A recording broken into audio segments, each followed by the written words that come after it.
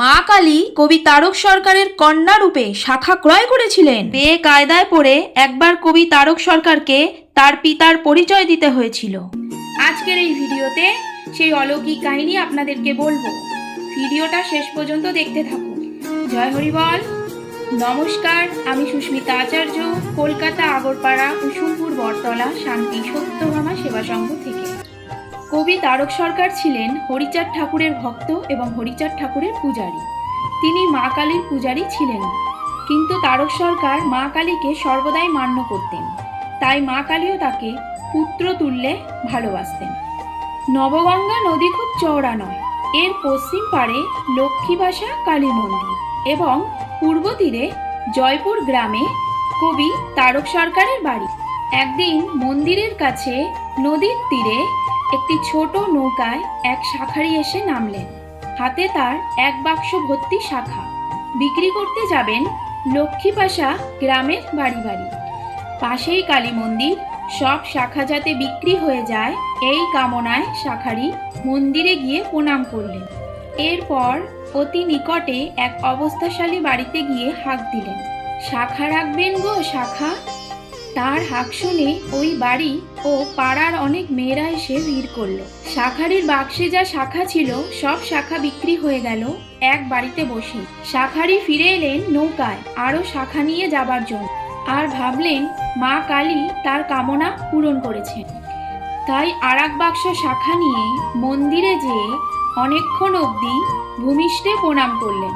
প্রার্থনা করলেন তার যেন আগের মতোই সব শাখা বিক্রি হয়ে যায়। সেই সময় মন্দিরে কেউ ছিল না। শাঁখারি প্রণাম সেরে যেই মাথা সোজা করলেন অমনি দেখলেন এক যুবতী মেয়ে মন্দিরের বারান্দায় বসে আছেন। তার পরিধানে আধময়লা লাল পেড়ের সাদা শাড়ি, গায়ের রং শ্যামলবর্ণ, দেহ তার সুগঠিত, সুকেশী, স্বাস্থ্যবতী। বয়স অনুমান 19-20 বছরের গ্রাম্যবধূ। কপালের অত্যুজ্জ্বল লাল সিঁদুর, কেশ পিঠের উপরে অতি লম্ববান, তার ঠোঁট লাল গোলাপের মতো সুন্দর, হাসি হাসি ভাব। শাঁখারি মুগ্ধ নেত্রে তার দিকে তাকাতেই স্ফীত হাস্যে বলল, শুনো গো শাঁখারি, আমাকে একজোড়া শাখা পরিয়ে দাও। কিন্তু আমি তো সাথে করে টাকা নিয়ে আসি নাই। নদীর ওপারে জয়পুরে আমার বাপের বাড়ি, সেখানে গেলেই তোমার টাকা পেয়ে যাবে। আমার নাম মায়া, বাবার নাম তারক সরকার। সকলেই তাকে চেনে। মন্দিরে পূজা দিতে আমার একটু বিলম্ব হবে। শাঁখারি মায়া নামী মেয়েকে মুগ্ধ নেত্রে শাখা পরিয়ে দিলেন। মায়ার শীতল হস্তের স্পর্শে শাঁখারির দেহে যেন বিদ্যুৎ প্রবেশ করে। শাখা পরানো শেষ হলে তিনি উঠে দাঁড়ালেন আর মায়াকে বললেন, তাড়াতাড়ি পূজা দিয়ে চল, আমার শরীর কেমন করছে। মায়া বললেন, তাহলে তুমি নদীর ঘাট পাড়ে যাও, আমি আসছি এখন। যদি দেরি হয় তাহলে বাবা তারক সরকারকে বলবেন ঝাঁপির মধ্যে ন্যাকড়ায় বাঁধা আছে টাকা। যদি বাবার হাতে টাকা না থাকে তবে যেন ঝাঁপির থেকে শাখার মূল্য দিয়ে দেয়। মায়ার মায়ায় মোহিত হয়ে শাঁখারি খেয়াঘাটে গিয়ে মায়ার জন্য অপেক্ষা করতে লাগলো, কিন্তু মায়া আর আসেন। শাঁখারি বেশ খানিকক্ষণ অপেক্ষা করে তিনি মন্দিরে এসে দেখলেন মন্দিরের বারান্দায় কেউ নেই। নিরাশ হয়ে শাঁখারি গেলেন তারক সরকারের বাড়ি। তারক সরকার তখন বাড়িতে বসে এক লোকের সঙ্গে আলাপনে ব্যস্ত ছিলেন। শাঁখারি যেয়ে তাকে বললেন, আপনার নাম কি তারক সরকার? তারক সরকার বললেন, হ্যাঁ আমার নাম। কেন বলুন তো? শাঁখারি বললেন, কালী মন্দিরে বসে আপনার মেয়ে আমার কাছ থেকে একজোড়া শাখা কিনেছে, আমার শাখার মূল্যটা দিন। তারক হেসে বললেন, আমি তো বিয়েই করিনি, আমার মেয়ে আসবে কোথা থেকে? কেউ হয়তো আপনার সাথে প্রতারণা করেছে। শাঁখারি বললেন, মেয়েটির নাম মায়া, সে বলেছে যে আমার বাবাকে যেয়ে বলো ঘরের ঝাঁপির মধ্যে ন্যাকড়ায় বাঁধা আছে টাকা। বাবা হয়তো সে কথা ভুলে গেছেন, সেখান থেকে যেন শাখার দামটা দিয়ে দেন। শাঁখারির কথা শুনে তারক সরকার চমকে উঠলেন, বললেন, আপনি অপেক্ষা করুন। এই বলে তিনি ঘরের মধ্যে ঝাঁপিতে গিয়ে দেখলেন সত্যি সত্যি ন্যাকড়ায় বাঁধা আছে টাকা। সে কথা তিনি সত্যি ভুলে গেছেন। সেখান থেকে টাকা নিয়ে শাঁখারিকে বললেন, চলুন তো যাই, কোথায় বসে আমার মেয়ে মায়া আপনার কাছ থেকে শাখা পড়েছে। নদী পার হয়ে দুজনে মন্দিরে গেলেন।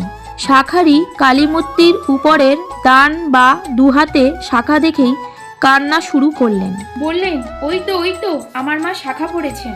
এ যে মাটির মূর্তি, আমি শাখা পরিয়েছি জীবন্ত মাকে, এটা কি করে হলো? জীবন্ত মানবরূপিণী ধারণ করে পড়েছেন, তাই তো আমার শরীর বারবার রোমাঞ্চিত হচ্ছিল। শাখারি বলল, আমি তখন যদি বুঝতে পারতাম তাহলে মাকে কি ছেড়ে দিতাম? মাগো, আবার রূপ ধারণ করে দেখাও। এই বলে পরে তিনি তারকের পায়ে পড়ে বলতে লাগলেন, আপনার গুণেই আমি জীবন্ত মায়ের স্পর্শ পেলাম। মাকে শাখা পরিয়ে আমি ধন্য হলাম। আপনি মহান, আপনার তুল্য বিশ্বে কেউ নেই। আপনার পদধূলি আমার মস্তকে দিন। শাখারির কান্না আর থামে না।